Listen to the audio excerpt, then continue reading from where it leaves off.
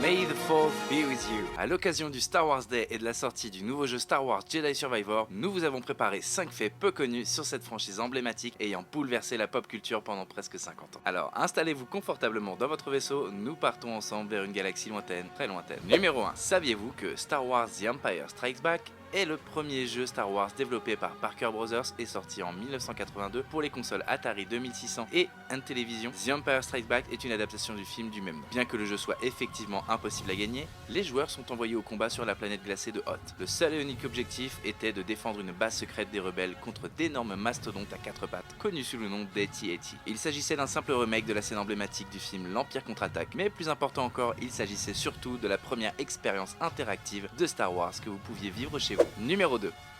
Yoda a failli être joué par un singe. Et non, on ne plaisante pas. Selon le livre The Making of Star Wars de G.W. Rinzler, George Lucas avait initialement prévu que Yoda soit joué par un adorable singe portant un masque et une canne. Heureusement, il y avait sur le plateau un expert en singe qui a jeté une peau de banane dans les traces de ce plan. L'un des membres de l'équipe qui avait travaillé avec des singes dans 2001 l'Odyssée de l'espace a rapidement fait remarquer: le singe va juste enlever le masque encore et encore. Cela ne marchera jamais. L'équipe a rapidement fait appel au maître des marionnettes Jim Henson qui a suggéré d'engager Frank Oz, anciennement la voix de Miss Piggy, pour donner vie à Yoda. Numéro 3. Saviez-vous que l'on pouvait deviner dès le début que Palpatine était un seigneur Sith dans le film grâce aux statues présentes dans ses bureaux? En effet, on peut voir des sculptures et des fresques représentant des êtres maléfiques sur les murs du bureau de Palpatine. Cela pourrait être interprété comme un indice subtil de la nature cachée de ce personnage. En y regardant de plus près, on peut voir que ces sculptures et ces fresques ressemblent étrangement à des Sith. C'est un petit détail qui a échappé à de nombreux fans de la saga, mais qui montre à quel point les créateurs de Star Wars ont soigneusement planifié l'arc narratif de leur personnage dès le début. On retrouvera d'ailleurs ces sculptures sur la planète Exegol, la planète Sith, dans l'épisode 9, The Rise of the Skywalker. Numéro 4.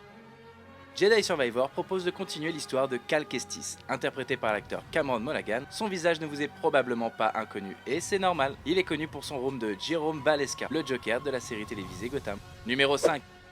Star Wars Battlefront 2, l'un des jeux Star Wars les plus populaires de tous les temps, a d'abord fait l'objet d'une controverse en raison de son système de microtransactions. L'éditeur du jeu, EA, a fini par retirer le système après de nombreuses critiques de la part des fans et de la communauté des joueurs. Que la force soit avec vous alors que vous explorez les mystères de l'univers Star Wars. Quel fait vous a le plus surpris?